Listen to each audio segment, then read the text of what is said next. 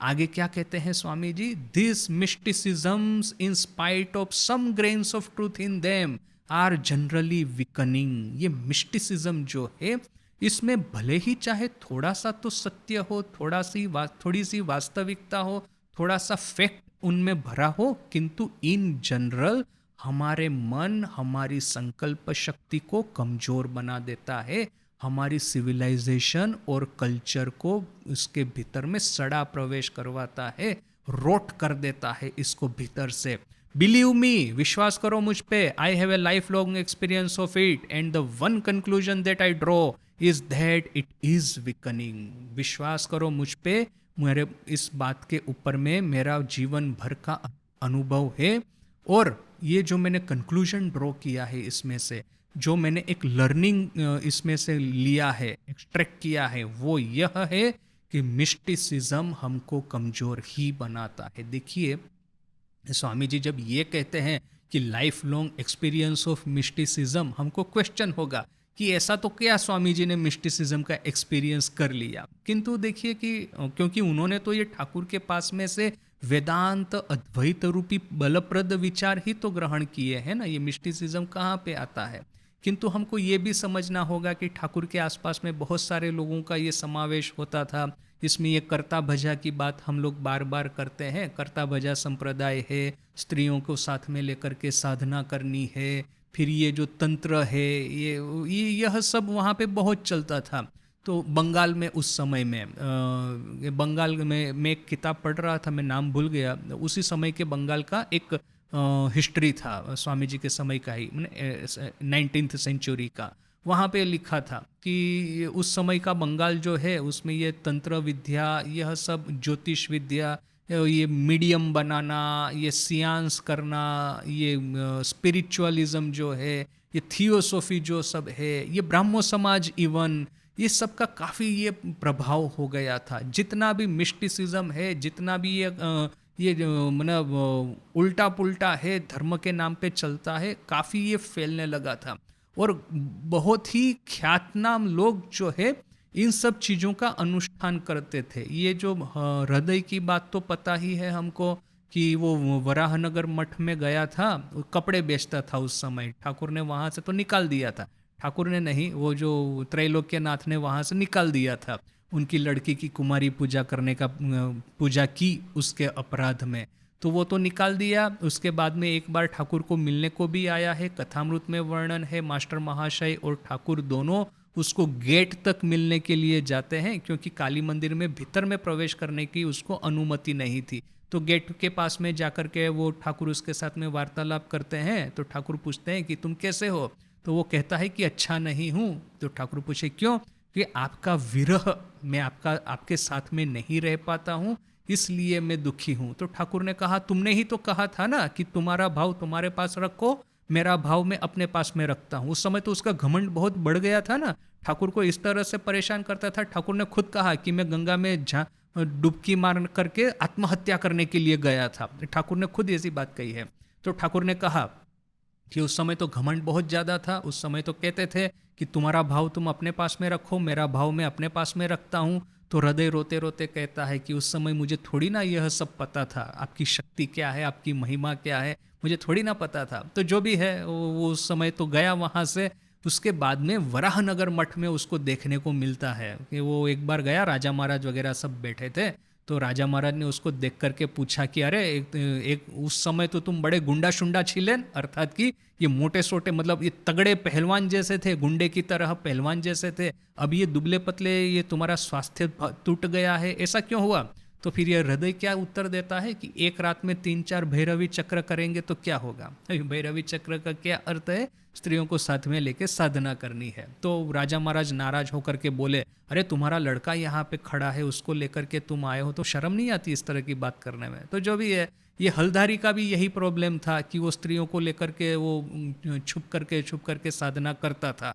तो ठाकुर, वो सभी लोग, पता तो चल गया, सभी लोग उसकी पीछे पीछे से निंदा भी कर रहे हैं, किंतु क्या है कि हल्दारी के बारे में ऐसी बात प्रचलित थी कि वो वाक सिद्ध है, इस अर्थ में कि वो यदि किसी के श्राप दे देगा तो वो श्राप सत्य होगा।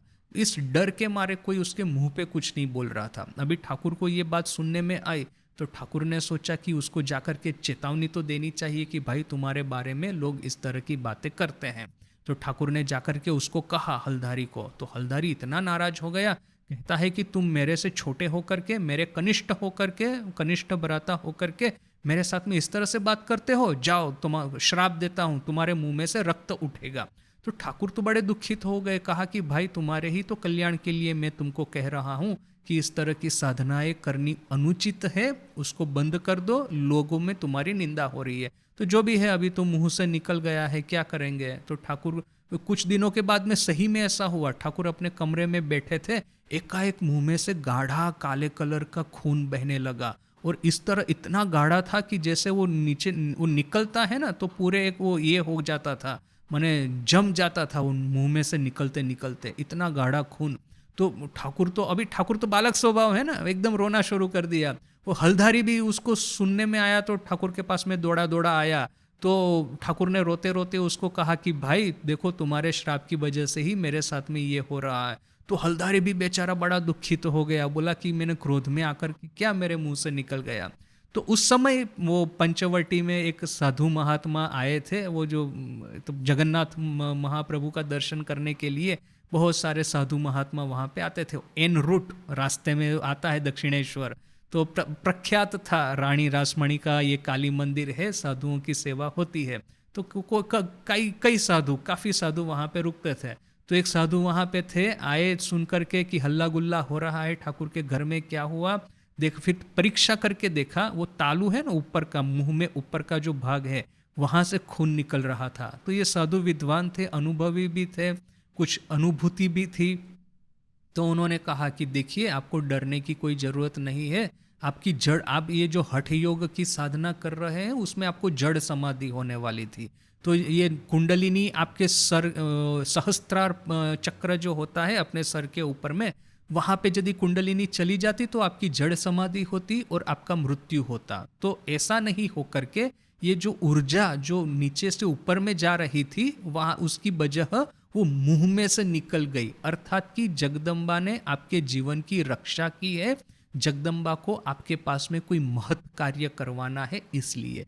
तो एनीवे ये श्राप भी आशीर्वाद में परिणत हुआ, किंतु हमारे कहने का जो आशय था, इस तरह की साधनाएं पूरे समाज में व्यापृत थी। आध्यात्मिकता का फाउंडेशन ही है ब्रह्मचर्य, तो उसको छोड़ करके आप जो कुछ भी करेंगे एंटाई ब्रह्मचर्य, अर्थात कि वो कामना वासना में प्रवेश करके आप यदि साधना करते हैं तो उससे भयानक परिस्थिति प्रकट होगी, उससे विनाश के अलावा और कुछ नहीं मिलेगा।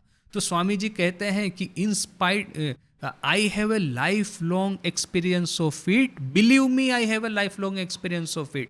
विश्वास कीजिए कि ये मिस्टिसिज्म जो है, this mysticism in spite of some grains of truth in them are generally weakening. ये मिस्टिसिज्म जो है उसके भीतर में शायद थोड़ा सा सत्य हो सकता है, किंतु इन जनरल वो हमको कमजोर बना देता है, हमारी ये जो एथिक्स एंड मोरालिटी है उसको भीतर में से खा जाता है। बिलीव मी, विश्वास करो, आई have a life long experience of it, मुझे पूरे जीवन भर का इसका अनुभव है। And the conclusion that I draw is that it is weakening, और जो कंक्लूजन में इसमें से निकालता हूँ वो यह है कि ये हमको कमजोर ही बनाता है। I have travelled all over India, search almost every cave here and lived in the Himalayas. मैंने पूरे भारत में भ्रमण किया है, ट्रैवल किया है, जितनी भी गुफाएं हैं यहाँ पे भी और वहाँ पे भी उसको मैंने उसमें छानबीन की है, एक्सप्लोर की है। मैं हिमालय में भी रहा हूँ। I know people who lived there all their lives, मैं ऐसे लोगों को पहचानता हूँ कि जिन्होंने अपना पूरा जीवन हिमालय में बिताया है।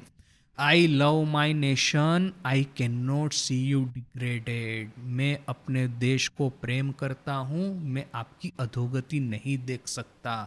वीकन्ड by any more than you are now, already जो अधोगति हुई है इससे ज़्यादा अधः पतन मैं आपका नहीं देख सकता। क्यों स्वामी जी ये कहते हैं?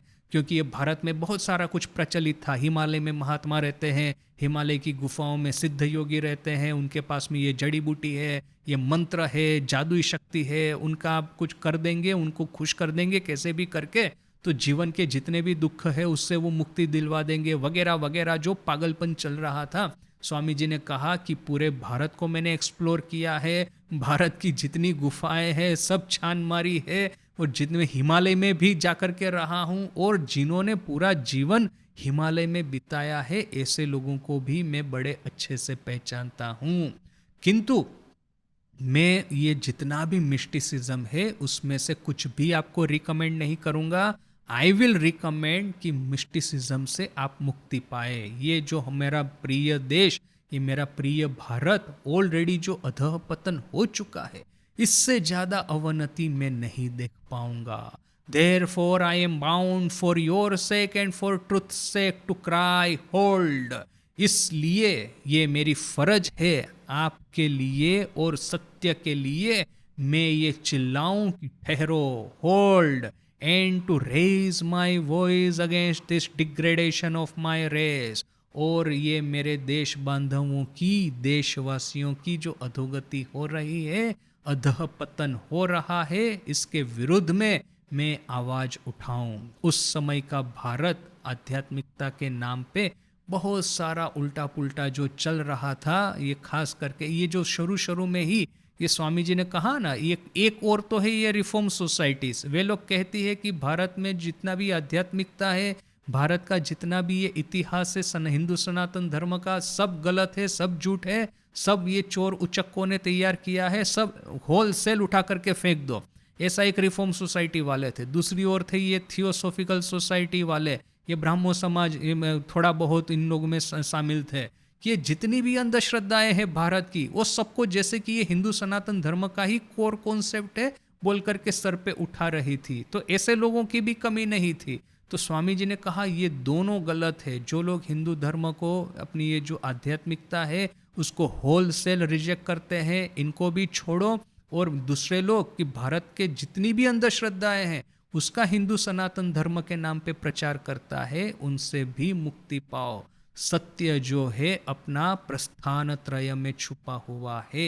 सत्य एक ही है, वो है आत्मन की महानता, आत्मन का ऐश्वर्य, आत्म साक्षात्कार ही है जीवन का एकमात्र उद्देश्य। इसको छोड़कर के ये महात्मा है, ये जादू चमत्कार है, ये तंत्र मंत्र है, ये स्त्रियों को लेकर के साधना करनी है, ये कर्ता भजा संप्रदाय, ये तो एक ही संप्रदाय है इस तरह का जिसका कि नाम कथामृत में है। किंतु थोड़ा बहुत भी आप सीरियसली हिस्ट्री को स्टडी करेंगे 18th सेंचुरी का, 19th सेंचुरी का, इस तरह के कितने संप्रदाय ये जो पूरे पनप रहे थे भारत में, वो कहना मुश्किल है। तो इन सब के विरुद्ध में स्वामी जी कहते हैं कि सत्य के लिए और आप लोगों के लिए मुझे चिल्लाना होगा कि ठहरो, बस इससे ज़्यादा और अधोगति और अवनति नहीं होनी चाहिए।